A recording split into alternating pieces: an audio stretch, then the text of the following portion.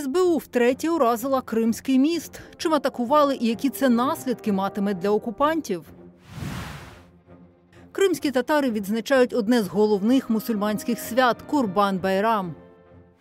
Це момент ураження Кримського мосту 3 червня. Служба безпеки України атакує місто окупантів втретє, проте вперше під водою. Спецоперацію називає унікальною. Голова СБУ Василь Малюк все скоординував особисто. Бог любить трійцю, а СБУ завжди доводить задумане до кінця і ніколи не повторюється. Раніше ми двічі вразили Кримський міст у 2022 та 2023 роках. Тож сьогодні продовжили цю традицію уже під водою.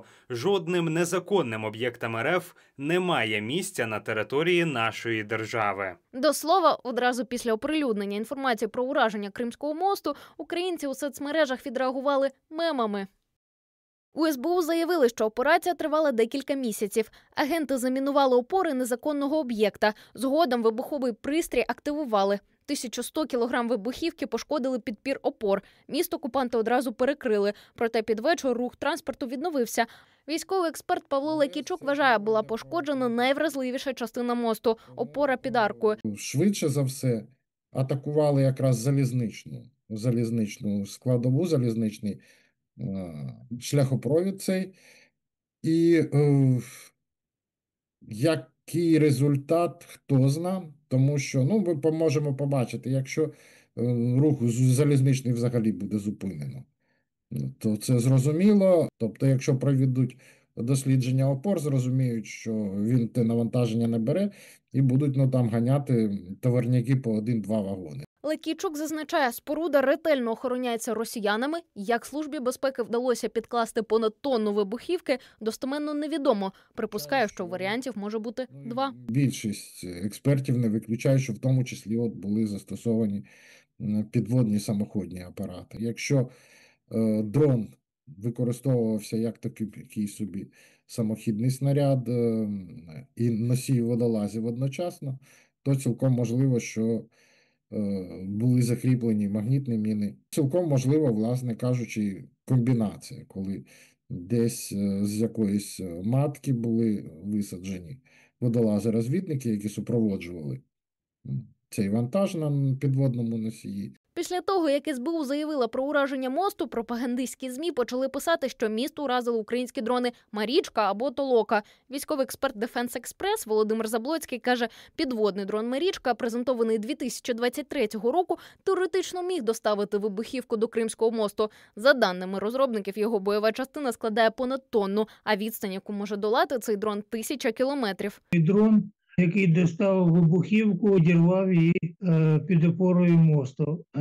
Як судячи з того, що говорять коментатори від СБУ, наших експертів, було ініційовано перший заряд. Скоріше за все, зарядів було більше. Дрон міг підривати сам по собі в режимі камікадзе, міг доставити вибухівку і повернути іншою. Речник військово-морських сил ЗСУ Дмитро Плетенчук в етері «Суспільне студія» заявив, що цей підрив має ускладнити логістичне сполучення росіян з тимчасово окупованим Кримом.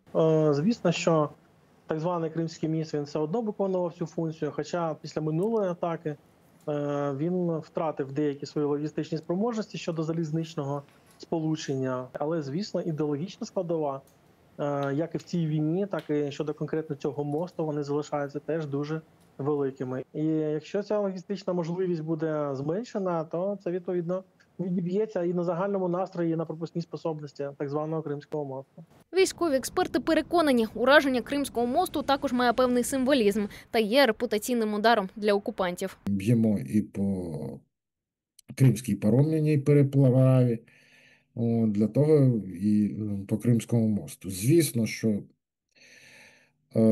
психологічний такий ефект від ураження цього моста, і не тільки моста, моста в першу чергу, символізм, такий, знищити Кримський міст, як показати кацапам гарбуза. Чим більше ми знищимо їх логістику, їхню послабимо, чим більше ми знищимо їх в пунктах базування, тим менше їх цієї напасті долізе до наших земель. Павло Лайкійчук додає, удар по мосту – це, можливо, підготовка українських спецслужб до наступних ударів. При цьому рух спротиву теж заявляв, що в цей же день, 3 червня, вдруге вибух поблизу Кримського мосту пролунав по обіді. Нагадаю, що вперше СБУ атакувала Кримський міст 8 жовтня 2022-го. Тоді 21 тонну вибухівки заховали в рулонах з плівкою. Після вибуху вантажівки обвалилися 2 секції автомобільної частини, а також були пошкоджені залізничні колії. Другий удар по мосту СБУ завдала 17 липня 23-го, використавши морські дрони «Сі-Бейбі», які пошкодили автомобільне полотно переправи. Валерія Церна, Павло Загорнян, Суспільне новини, Крим. З традиційними солодощами, усмішками та в колі близьких мусульмани святкують у Києві Курбан-Байрам – свято жертвоприношення. Організатори кажуть, що цьогоріч вирішили відзначати одне з найважливіших релігійних свят масштабно, як було прийнято у Криму. Це свято дійсно святкувалося завжди дуже широко, але через стан війни ми змушені були обмежити ці можливості. І сьогодні вночі, яка була ситуація, всі прекрасно знаємо. Але люди мають, окрім того, щоб воювати, відстоювати, відбудовувати, ми маємо ще і радіти, щоб заряджатися енергією і ділитися цією енергією один з одним. Святковий день розпочався із колективної молитви – намазу о 8 ранку. Це свято нам підкреслює такі цінності, як віра, духовність, очищення, готовність пожертвувати перед Всевишнім самим дорогоцінним, самим дорогим, що є у людини. Для гостей свята організували ярмарок. На прилавках пахлава, плов, а поруч вироби кримсько-татарських майстрів. Вишиті рушники, гончарні вироби, прикраси і навіть книжки для дітей. За традицією родини один до одного у цей день ходять гості, п'ють дуже багато кави і саме пригощаються солодощами.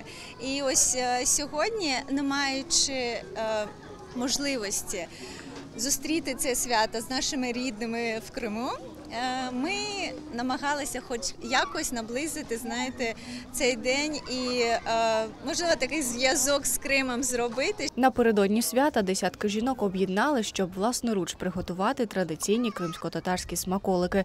Все зроблено своїми руками, турботливими. Це в нас пахлава з 2 видів тіста, звичайне і шоколадне.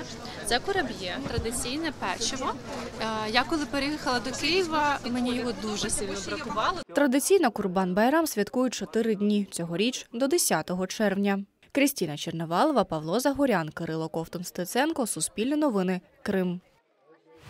В окупованому Криму померла ветеранка Кримсько-татарського національного руху Айше Сейтмуратова. Їй було 88 років. Правозахисниця, історикиня, дисидентка. Жінку поховали у Сімферополі. В останню путь її проводжали сотні кримських татар. Вона – яскравий приклад людини, яка відповідала очікуванням народу. Так Суспільне Крим сказав про Сейтмуратову голова меджлісу Рефат Чубаров, який був знайомий з нею. Жінка боролася за права кримських татар, за що радянська влада її переслідувала і двічі заарештовувала. Зокрема, за так звану антирадянську агітацію Сейтмуратова отримала 3 роки таборів, які відбувала в Мордовії, розповів Чубаров. Утім, її це не зламало. В еміграції в Сполучених Штатах вона продовжила свою справу. До Криму повернулася після здобуття Україною незалежності. Айше Сейтмуратова категорично не сприймала російську окупацію Криму. Вона вірила в майбутнє свого народу лише у межах української держави. Айше Сейтмуратова – це людина, яка повністю, абсолютно присвятила себе служінню своєму народові. Вона відмовилася від цього. Це абсолютно правда. Вона це робила свідомо. Буквально з студентських років і до останнього дня в своєму житті вона була цільною особистістю. Вона любила Крим, свій народ, і вона робила все для того, щоб її народ жив на своїй батьківщині